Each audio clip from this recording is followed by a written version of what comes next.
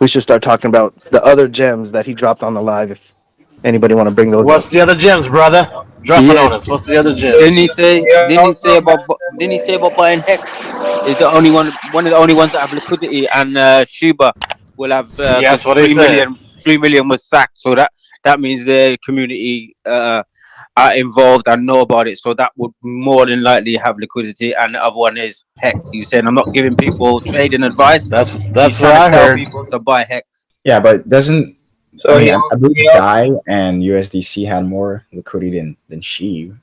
If it's based on liquidity, wouldn't it still be better to hold a stable? No, stable coins are not going to honor a doubling of their assets. They're not going to honor.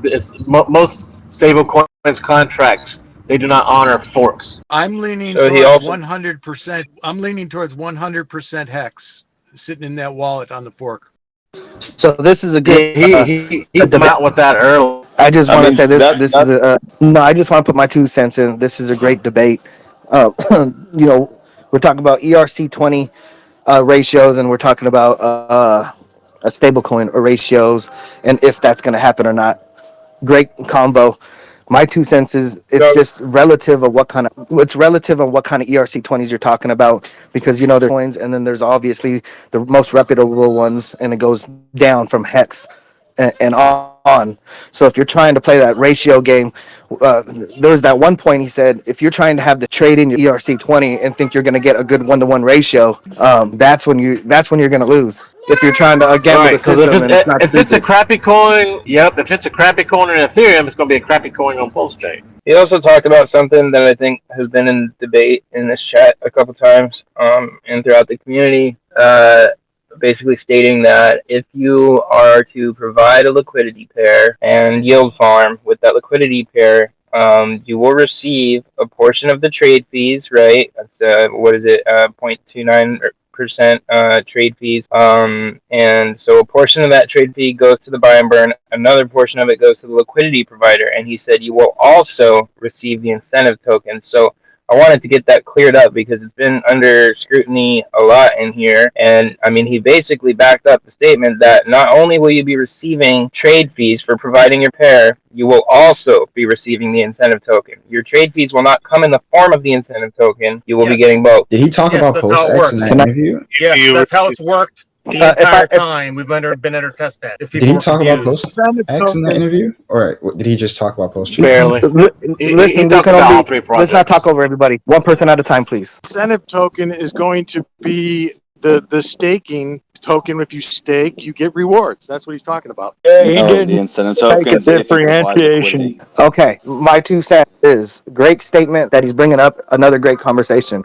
and to say this the best way with the less amount of words is this: you're going to either be a Pulse Chain and PulseX. You're going to either delegate or single-sided stake or farm and make a reward. We're going to use the word reward for doing so. Now, one of them is going to be, just like the gentleman said, is going to be owned by a fifth ticker, and that incentive token is going to be owned into Richard Hart project. The other side of the coin is we don't know, because there's certain rewards that possibly might be third party rewards per se. But Yeah, overall, but that's not what great combo. I'm not bringing that into this conversation at all. All I'm talking about is the liquidity pair and providing liquidity, and it's been questioned more than a couple of times, and I wanted to get it cleared up because we heard Richard say it himself that you will get a portion of the fee for the trades that go on, the swaps that go on between the two tokens that you provide the liquidity pair. You will get trading fees in the form of the coins that you're providing the liquidity for, as well as the incentive token. A lot of people have said that Yes. you're only getting your fees in the form of the incentive token. That is not the case. You're getting the incentive token for staking and for providing that liquidity. You are also receiving fees in the coins that you're providing liquidity for. So the incentive token is an extra reward for Yeah. those liquidity pools that are incentivized. Not all the pools will earn the incentive token or have the ability to earn the incentive token, but it's an extra reward for certain pools to be more incentivized. I don't know why that would be confusing, because maybe people just don't fully understand it. But yeah, I mean that's exactly how it's worked the entire time testnet has been running. So yeah. He's obviously going to want to incentivize projects that he believes in as well, or that he trusts. and we know the projects that he trusts. So the incentive token is going to be provided by the three main coins that are going to be available on PulseChain. I mean, that's just an absolute no-brainer again. So PulseX, Pulse, and Hex incentive token if you provide liquidity. It's simple. That's what the DAO voting process is for as well. They'll help encourage and place pools that get more of the incentive token.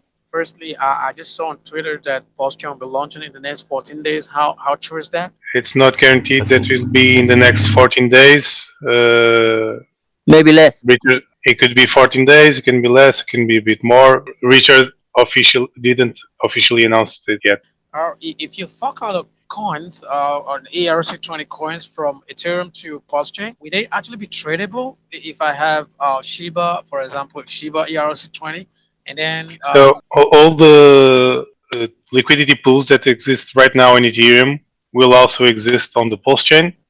And so when you are when the chain is live, you'll be able to swap those tokens like you'd be able to do it on the Ethereum chain, because the liquidity will be also copied. How possible is this? Like, okay. Again, all the tokens are worth zero when the chain launches because it's a brand new chain. It cannot be traded for dollars. It cannot be sold for dollars. It's a isolated ecosystem where you can swap between two tokens on the same chain. Okay, but until a breach happens or an exchange lists the tokens, all of them are worth zero. So anything else you gain from it in the future. So if the value is zero one day and then stops being zero the next day, basically you made some money. No exchange needs to list the tokens for them to get value, because bridge is going live on the first 24 to 48 hours, where you can bridge value from Ethereum. Okay, and so as soon as someone bridges value and pairs it to the Pulse chain, the tokens, they get a dollar value, because then you can bridge value back to the Ethereum chain, and we drop from that. So we are not really dependent on exchanges, even though Richard said big exchange is looking to list Pulse, but until we see it, it's all speculation. And basically, it's up to that individual ERC20 community to build that individual, bridge for that community, and for that community to buy and sell within that pair to create price discovery. Ultimately, the bridge will exist independently on the other communities, but if the communities do not know about PulseChain, maybe they don't use it as much, and it will take a while to be they have to create it, valuable, right? or useful there. And so again, it depends on which tokens you are talking about. It depends if those communities are aware of PulseChain, and how will they value the tokens that they receive for free there. I'd like to provide some clarity on the what Elmir said. You mentioned that the liquidity pools will be copied. That's not entirely accurate. There will be a fixer bot that will purchase the liquidity in Uniswap v2 and v3, and then run a conversion on the ether that's in those pools, and it will you're complicating a simple thing for him. The liquidities will be copied. The only thing the fixer bot will do is fix the ratios due to the... It's purchased. Tradable, but if you're holding your funds in a liquidity pool, it's not going to be copied for you. Bro, can I please explain? So if the AM bot is going to fix this by purchasing them, how does it purchase them from anywhere if it's not copied? Exactly. So the liquidity will be copied because all the change will be copied.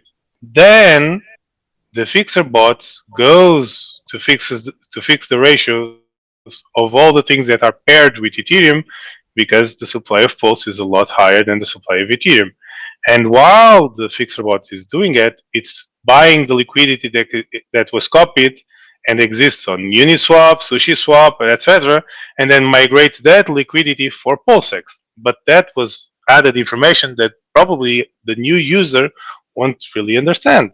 So I was simplifying the process. Great clarification. I just wanted to mention that in case he was holding funds in a liquidity pool. So if he's holding funds in the liquidity pools, it depends on the pools. If they are pools that don't have Ethereum, so they are not paired with Ethereum, the fixer bot will most likely not touch them. If it provides liquidity in an Ethereum pool, then if it doesn't remove the liquidity, what will happen is the fixer bot will buy his copied tokens with Pulse and migrate that liquidity to PulseX, which means that he will be almost left without copied tokens, but will have some pulse, the pulse that those tokens were bought with. Is that clear for everyone? Yeah, Any yeah, more it's clear. questions? It's clear.